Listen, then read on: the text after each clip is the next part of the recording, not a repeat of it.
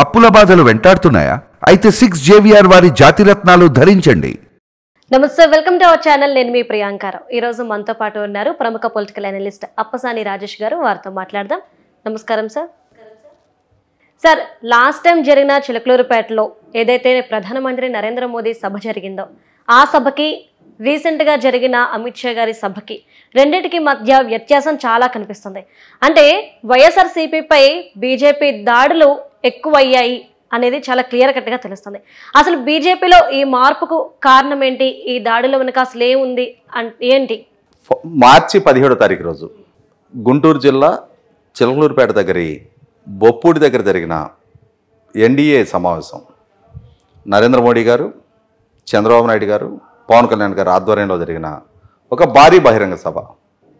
అంటే దాదాపుగా 2018లో ఎన్డీఏ నుంచి విడిపడిన తెలుగుదేశం పార్టీ మళ్ళీ తిరిగి ఎన్డీఏలో చేరిన సందర్భంగా, మార్చి 16వ తారీఖు కోడ్ ఆఫ్ కండక్ట్ అమల్లోకి వచ్చిన సందర్భంగా మార్చి 17వ తారీఖు జరిగిన సభని ఈ కొత్త ఎన్డీఏ ప్రస్థానానికి ఒక కర్టెన్ రైజర్గా పరిగణించవచ్చు.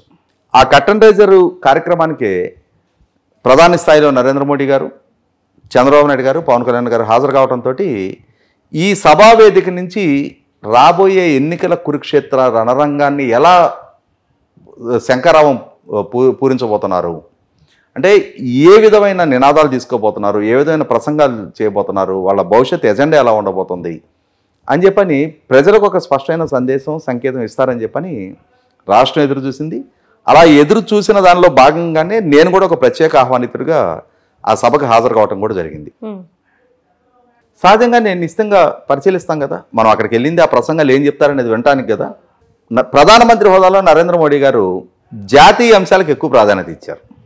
చంద్రబాబు నాయుడు గారు, పవన్ కళ్యాణ్ గారు సహజంగానే రాష్ట్ర స్థాయి రాజకీయాల గురించి ప్రస్తావించారు. మిగిలిన రాజకీయ నాయకులు కూడా రాష్ట్ర స్థాయి అంశాలను ప్రస్తావించారు. ప్రధానమంత్రి గారి నుంచి రాష్ట్రంలో ప్రధాన ప్రత్యర్థిగా ఉన్న, ప్రస్తుతం ప్రభుత్వంలో ఉన్న వైసీపీ పార్టీ జగన్మోహన్ రెడ్డి గారి పాలనా తీరుని తెగనాడతారు, విమర్శిస్తారు, సూటిగా స్పష్టంగా మాటలు దాడి ఎక్కువ పెడతారు అని చెప్పని ఇటు తెలుగుదేశం శ్రేణులైనా, అటు జనసేన శ్రేణులైనా, సగటు భారతీయ జనతా పార్టీ అభిమానైనా, ఆంధ్రప్రదేశ్ పౌర సమాజమైనా, ఓటర్ అయినా ఎదురు చూశారు. కానీ నరేంద్ర మోడీ గారు ఆ సభలో కొద్దిపాటి మాత్రమే ఆంధ్రప్రదేశ్ అంశాలు ప్రస్తావించారు. ప్రధానంగా జాతీయ అంశాలకి పరిమితమయ్యారు. జాతీయ అంశాలు ఎక్కువ ప్రస్తావించారు. ఈ నేపథ్యంలో మీరు ఇందాక చెప్పినట్టుగానే రకరకాల చర్చలు నడిచినాయి. నరేంద్ర మోడీ గారికి కూటమి ఇష్టం లేదు, ఆయనకి ఇప్పటికీ జగన్మోహన్ రెడ్డి గారి పట్ల ప్రేమ, అభిమానం, వాత్సల్యం కొనసాగుతూనే ఉంది.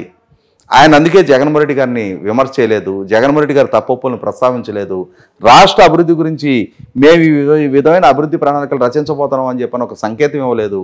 రాష్ట్రం ప్రస్తుతం ఎదుర్కొంటున్న ఐడెంటిటీ క్రైసిస్, గుర్తింపు పోరాటం ఎదుర్కొంటున్న ఆంధ్రప్రదేశ్, బ్రాండ్ ఏపీ అనేది దెబ్బతినిపోయింది.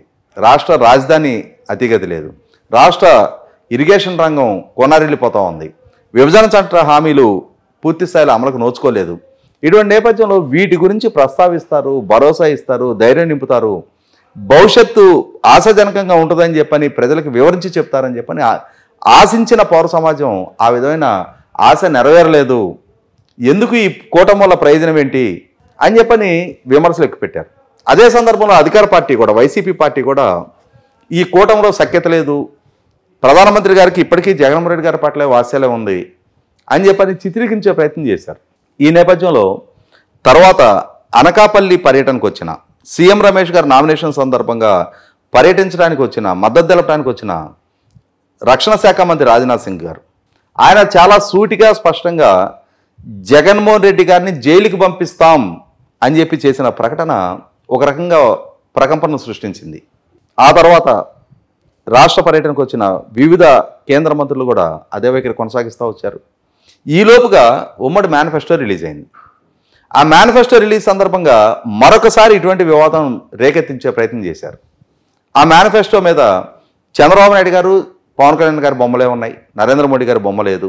నరేంద్ర మోడీ గారు నా బొమ్మ వెయ్యొద్దు, మీ మేనిఫెస్టో మాకు ఆమోదయోగ్యం కాదు, మీరు పొందుపరిచిన హామీలు, వాగ్దానాలు మేము అంతటి స్థాయి భారీ వాగ్దానాలను అంగీకరించము అని చెప్పని ఆయన చెప్పారు.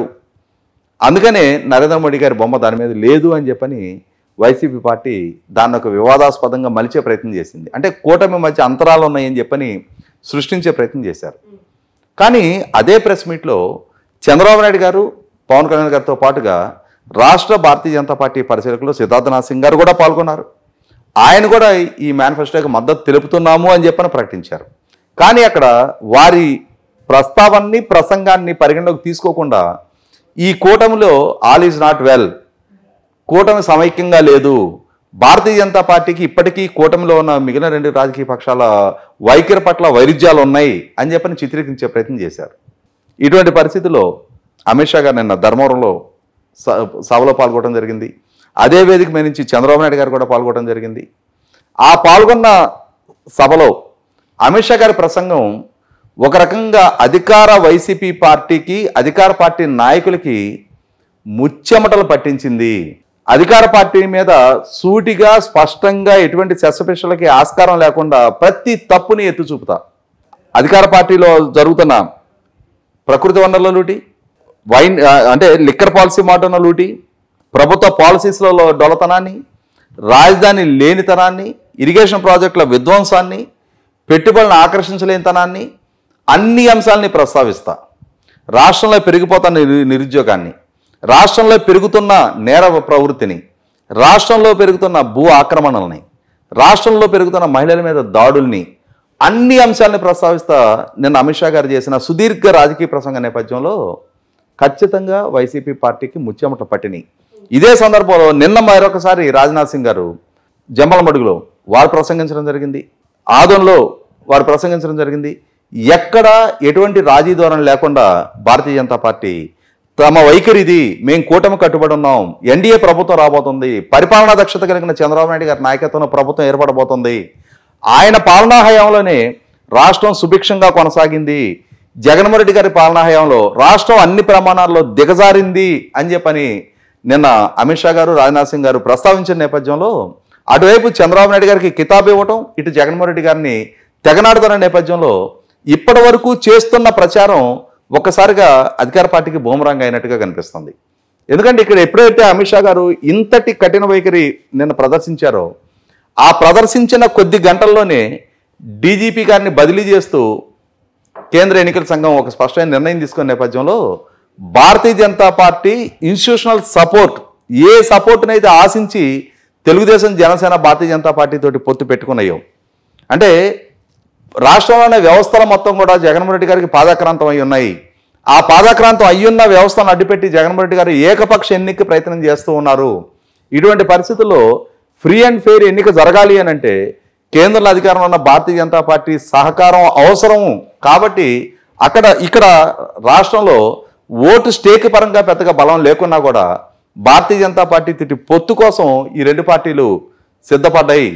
భారతీయ జనతా పార్టీ కూడా ఇవాళ దక్షిణాదిలో విస్తరణ లక్ష్యంగా ఆంధ్రప్రదేశ్ రాష్ట్రంలో ఈ కూటమిలో జాయిన్ కావడానికి సిద్ధపడ్డ తీరు ప్రస్ఫుటం చేస్తా నిన్న అమిత్ షా గారి ప్రసంగం కొనసాగింది. మీరు ప్రస్తావించినట్టుగా ఈరోజు నరేంద్ర మోడీ గారు ఈరోజు రేపు రాష్ట్రంలో వివిధ ప్రాంతాల్లో బహిరంగ సభల్లో పాల్గొనబోతున్నారు. చంద్రబాబు నాయుడు గారు, పవన్ కళ్యాణ్ గారి సమక్షంలో మరొకసారి ఇవాళ రేపు ప్రజలను ఉద్దేశించి ప్రసంగించబోతున్నారు. ఖచ్చితంగా భారతీయ జనతా పార్టీ శ్రేణుల నుంచి వస్తున్న సంకేతాలు ఏంటి అంటే అమిత్ షా గారు ఏ అంశాలను అయితే ప్రస్తావించారో అంతకన్నా మరింత ఘాటుగా నరేంద్ర మోడీ గారు కూడా జగన్మోహన్ రెడ్డి గారి పట్ల విమర్శలు ఎక్కువ పెడతారు, ఈ పాలనలో లోపాలను ఎత్తి చూపుతారు. భవిష్యత్తులో ఎటువంటి మద్దతు ఆంధ్రప్రదేశ్ రాష్ట్రానికి ఇవ్వబోతున్నాము, ఎటువంటి చర్యలు సంఘ విద్రోహ చర్యలకు పాల్పడిన, అవినీతికి పాల్పడిన, అరాచకాలకు పాల్పడిన, ఆక్రమణకు పాల్పడిన పాలకుల మీద తీసుకోబోతున్నామనే ఒక సంకేతాన్ని ఇవ్వబోతున్నారు అని చెప్పని చెప్తా ఉన్నారు. ఖచ్చితంగా ఇది అంటే కూటమి వల్ల పెద్దగా ఉపయోగం లేదు అన్న భావంలో ఉన్న తెలుగుదేశం, జనసేన శ్రేణుల్లో కూడా ధైర్యం నింపడం ఖాయం. అదే సందర్భంలో అంటే తాము చేస్తున్న పోరాటానికి నైతిక మద్దతుగా ప్రధానమంత్రి, హోంమంత్రి స్థాయిలో ఉన్న నాయకులు కూడా తోడుగా అండగా నిలిచినప్పుడు ఓటు ట్రాన్స్ఫర్ కూడా రేపు ప్రాపర్గా జరగటం ఖాయం.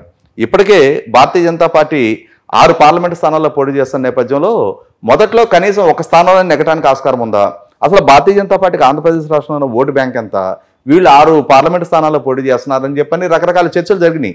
కానీ ఇప్పుడు గ్రౌండ్ రియాలిటీ చూస్తుంటే కూటమి మధ్య ఓటు ట్రాన్స్ఫర్ ప్రాపర్గా జరిగే వాతావరణం, ఆ యాంబియన్స్ సెట్ అవుతా ఉంది. తెలుగుదేశం పోటీ చేస్తున్న దగ్గర జనసేన భారతీయ జనతా పార్టీ శ్రేణులకు సంబంధించిన ఓటు బ్యాంకు, అలాగే ఆయా పార్టీలు పోటీ చేస్తున్న ప్రాంతంలో తెలుగుదేశంకి సంబంధించిన ఓటు బ్యాంక్ కూడా ప్రాపర్గా జరగటానికి కావాల్సిన యాంబియన్స్ వాళ్ళ అధినాయకుల స్థాయిలో అంటే ఆ విధమైన వాతావరణాన్ని సృష్టిస్తూ ఉన్నారు. కాబట్టి ఇది 100% కూటమి విజయావకాశాలు మెరుగుపరచడానికి, అదే సందర్భంలో పాలకుడిగా వ్యవస్థలను గుప్పెడి పెట్టుకొని తన ఇష్టారీతిన పరిపాలన సాగిస్తూ వస్తున్న జగన్మోహన్ రెడ్డి గారిని నిలువునా కట్టడి చేయడానికి కూడా ఇవాళ కేంద్ర ప్రభుత్వం అన్ని వ్యవస్థల్ని ప్రయోగిస్తూ ఉంది, కట్టడి చేస్తుంది. కాబట్టి ఎలక్షన్ కమిషన్ వైపు నుంచి ఈ జరుగుతున్న బదిలీలు, ఎన్నికల విధుల నుంచి దూరం చేస్తున్న తీరు చూస్తున్నాం మనం. ఏ అధికారులు అయితే పరిధి దాటి ప్రవర్తిస్తున్నారో, ఏ అధికారులు అయితే జగన్మోహన్ రెడ్డి గారికి ఏకపక్ష మద్దతు ప్రకటిస్తున్నారో ఆ అధికారులందరినీ కూడా ఎన్నికల విధుల నుంచి దూరం చేస్తున్న తీరు చూస్తున్నాం. అంటే ఏ లక్ష్యంతో అయితే కూటమిలో పార్టీల కలయిక జరిగిందో, ఏ లక్ష్యాన్ని అయితే నిన్న అమిత్ షా గారు పదే పదే ప్రస్తావించారో, అమరావతి నిర్మాణం కోసం కూటమిగా ఏర్పడ్డాం, తెలుగు భాష పరిరక్షణ కోసం కూటమిగా ఏర్పడ్డాం, రాష్ట్ర బ్రాండింగ్ని కాపాడటం కోసం కూటమిగా ఏర్పడ్డాం, తిరుమల శ్రీవారి పవిత్రతను కాపాడే లక్ష్యంతో కూటమిగా ఏర్పడ్డాం, ఆంధ్రప్రదేశ్ 5 కోట్ల మంది ప్రజలకి మంచి భవిష్యత్తు కల్పించడం కోసం కూటమిగా ఏర్పడ్డామని చెప్పని పదే పదే చాలా అంశాల గురించి అమిత్ షా గారు ప్రస్తావించిన నేపథ్యంలో ఆ దిశగానే ఈరోజు నరేంద్ర మోడీ గారి ప్రసంగం కూడా కొనసాగిన పక్షంలో ఖచ్చితంగా అది కూటమికి నైతికంగా మరింత బలం చేకూరుస్తుంది.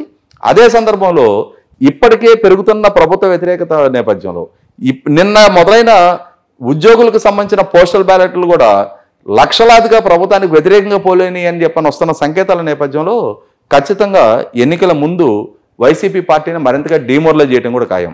Okay sir, thank you so much sir.